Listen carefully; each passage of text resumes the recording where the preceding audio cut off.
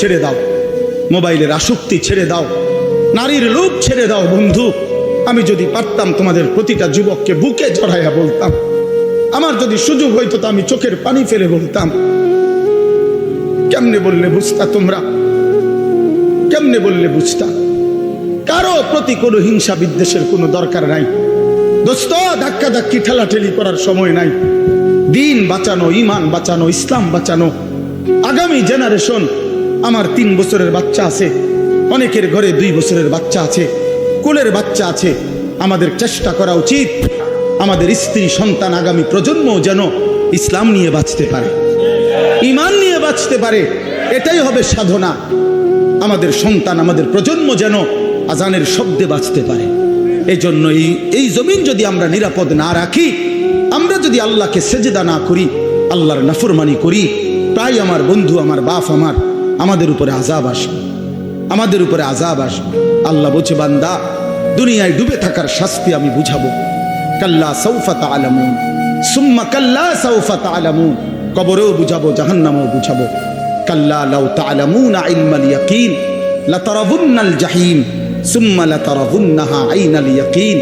আল্লাহ বলেন, বান্দা, আজকে যদি কোরআন পড়ে, হাদিস পড়ে, উলামায়ে কেরামের কথা শুনে, না দেখেই যদি কবর, হাসর, মিজান, ফুলসিরাত, আখিরাত বিশ্বাস করতা, ভালো হতো, ভালো হইতো। বান্দা, আজকে বিশ্বাস করলে, বুঝে নিলে, আমল করতে পারতা। তো নয়তো লাতারাবুন্নাল জাহিম, একদিন সচক্ষে হাসরের ময়দানে জাহান্নাম দেখবা, সব বুঝবা। সুম্মা লাতারাবুন্নাহা আইনাল ইয়াকিন, চোখে দেখে বিশ্বাস হবে, কিন্তু সেদিন আর লাভ হবে না। সেদিন আর কি হবে না ভাইয়া? লাভ। সুম্মা লাতুসআলুন্না ইয়াওমাইদিন আনিন নাঈম। আল্লাহ বলেন, আমি কিন্তু সেদিন হাসরের ময়দানে নিয়ে বান্দা তোমার জীবনে যা কিছু নিয়ামত দিয়েছি, আসমান, জমিন, চন্দ্র, সূর্য, গ্রহ, নক্ষত্র, আলো, বাতাস, রোদ, বৃষ্টি, হাসি, কান্না, আনন্দ, বেদনা, স্ত্রী, সন্তান, ছেলে, মেয়ে, গাছ, ফুল, ফল, ফসল, তোমার চোখের পলক, হাতের নড়াচড়া, তোমার নিঃশ্বাস, এক ফোঁটা পানি, এক লোকমা খাবার।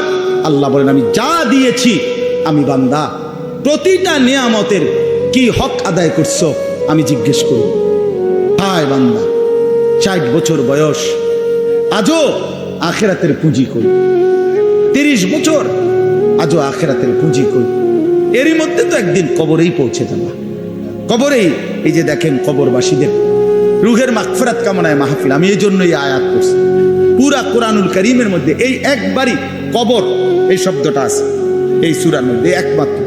হাত্তা জুরতুমুল মাকাবির, এই কবরস্থান, কবর, এই কথাটা কোরআনের এই সূরাতেই আছে।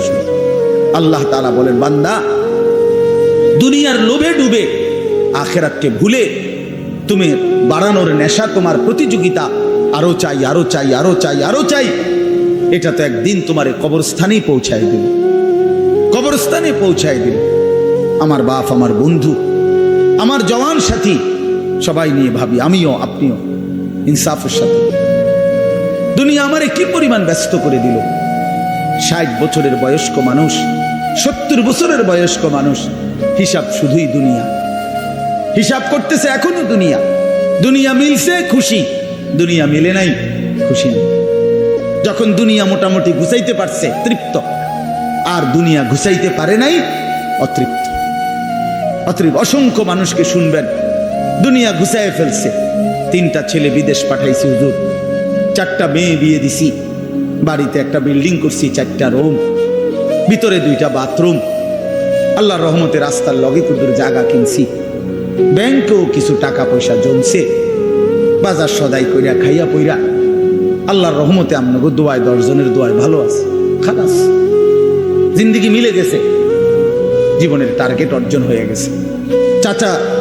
চাচা তৃপ্ত, 60 বছরের বয়স্ক বাবা তৃপ্ত হয়ে গেছে, তার পৃথিবীতে আসার উদ্দেশ্য অর্জন হয়ে গেছে।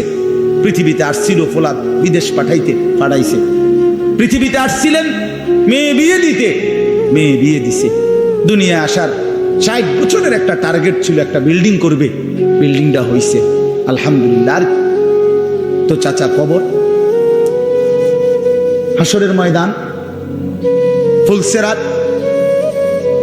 মিজান, আমলনামা, জান্নাত জাহান্নাম এগুলো কার জন্য?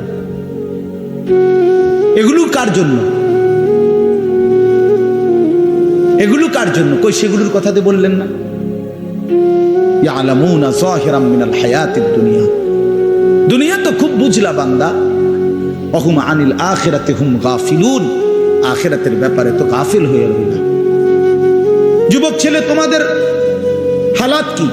তোমরা মনে করছো তোমাদের লজ্জাস্থানের যৌনতার একটা শাহওয়াত আছে, চাহিদা আছে, এই চাহিদাটা যদি পূরণ হয়, নারী, ছবি, বন্ধুদের অসৎ আড্ডা, মোবাইলের অস্থির ছবি, এই জেনা ব্যভিচারের যে কোনো সুযোগ কিংবা কোনো অসভ্যতা নোংরামির কোনো সুযোগ পাইছ, জীবন উপভোগ করতেছ, খালাস খালাস। কোথায় নামাজ, কোথায় আখেরাত, কোথায় মৃত্যু, কোথায় কবর? আহা বাফ, কিছুই মনে করে না, কিছুই মনে করে, কিছুই মনে করে। এরই নাম জিন্দেগি, এরই নাম মুসলমান। এখানেই জীবনের সমাপ্তি, আর কিছু নাই। কবর বলতে কিছু নাই, আখিরাত বলতে কিছু নাই।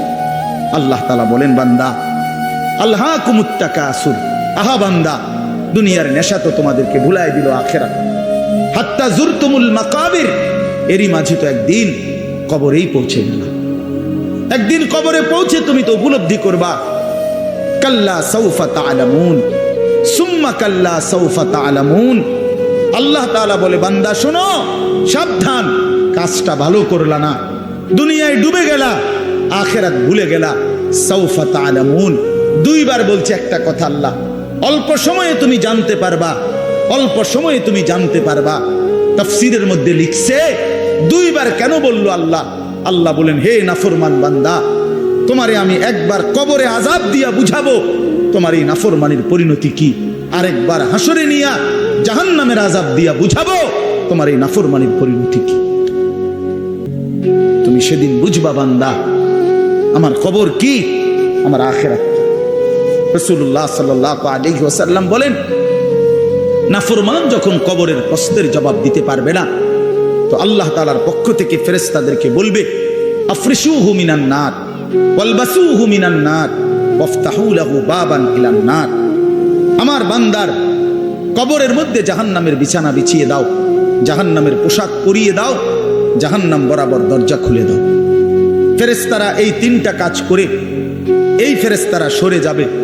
আল্লাহর নবী সাল্লাল্লাহু আলাইহি সাল্লাম বলেন, কবর তখন তাকে একটা চাপ দিবে, এই চাপে এই ব্যক্তি ডান পাশের মাটি বাম দিকে, বাম দিকের মাটি ডান দিকে, এইভাবে আইসা চাপ মারবে। আল্লাহ রসুল বলে, ডান পাশের হাড্ডি পাঁজরের এই সাটনার হাড্ডি ভাঙ্গা বাম দিকে ঢুকে যাবে, বাম দিকের গুলো ডান দিকে। উদাহরণ দিয়ে বুঝাইছে নবী, হাত্তা তাখতালিফা আদলাউহু, এভাবে দুই আঙ্গুল যেমন একটা আর একটার মধ্যে ঢুকে যায়, হাড্ডি পাঁজরের গুলো এইভাবে একটা আর একটার সাথে ঢুকে যায়। আল্লাহ নবী সাল্লাল্লাহু আলাইহি সাল্লাম বলেন, ওয়া ইউকাইয়াদু লাহু মালাকুন আবকামু ওয়া আসাম্মু ওয়া আ'মা। তার কবরে এরপরে নাফরমানের কবরে একজন ফেরেশতা পাঠানো হবে। এই ফেরেশতা তিনটা গুণ, এই ফেরেশতা বোবা, এই ফেরেশতা বধির, এই ফেরেশতা অন্ধ। সে কথাও বলতে জানে না, কানেও শোনে না, চোখেও দেখে না। আল্লাহ রাসূল বলেন, ফায়ুতরাবু লাহু বিমিথরাকাতিন মিন হাদিদ। এই ফেরেশতা তখন তাকে লোহার গুর্জ, লোহার হাতুড়ি দিয়ে নাফরমানের দরবাতান বাইনা উযুনাইহি, দুই কান বরাবর মাঝখানে আঘাত করবে।